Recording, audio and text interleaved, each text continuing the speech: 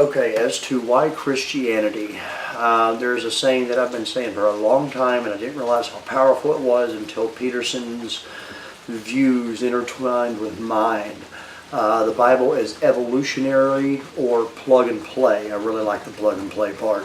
So, whatever you need, you got it. If you need to love thy neighbor, if you need to kill thy neighbor, if you need to enslave thy neighbor, it's all in there.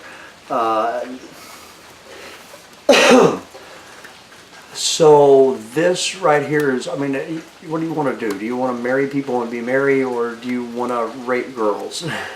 Almost everything's in there. A lot of people take some of the stuff out of context, like the girl who was raped in the Sodom and Gomorrah-like town. I forget the verse, but most people know the story. It's not a story that a woman should be raped. It's a story of watching where you go. She knew what that town was like, and she still returned, even though, she had other chances. Sure, those chances were being, basically a sort of a sex maiden to a priest, but that was better than the town she lived in. You see, you can turn to the Bible for almost any argument. The critics like to point out, oh, well, God was on both sides of the Civil War. God was on both sides of this debate. Well, of course, that's what the Bible was intended for, in my opinion.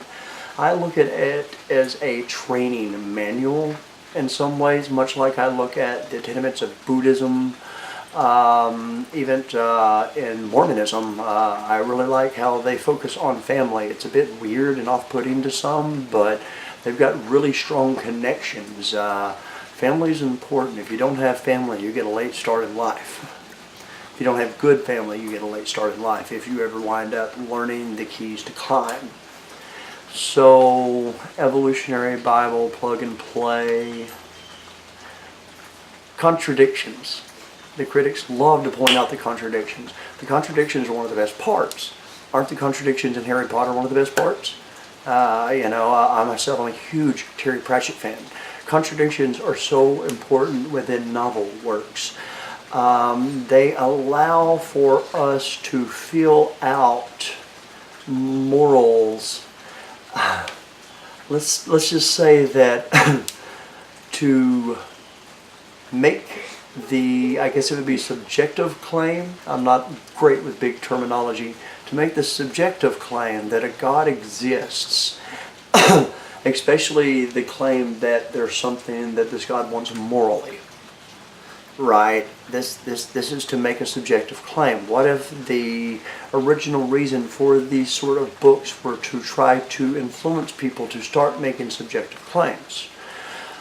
So Christianity's wonderful. You can make all kinds of claims. It's really great, And like I keep saying, a lot of people look at stuff in the Bible and they're like, oh my God, there's this, there's that, and there's slavery.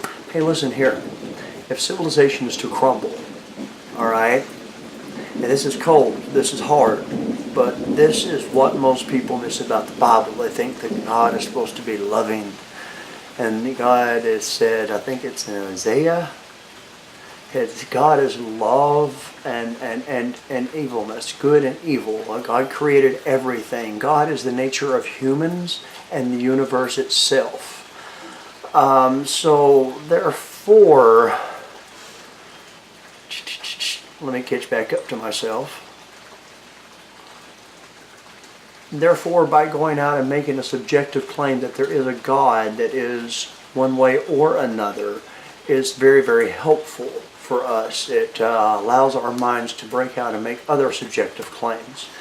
Now, there was a question you had as well, which was, I'm going to get to another video for this one.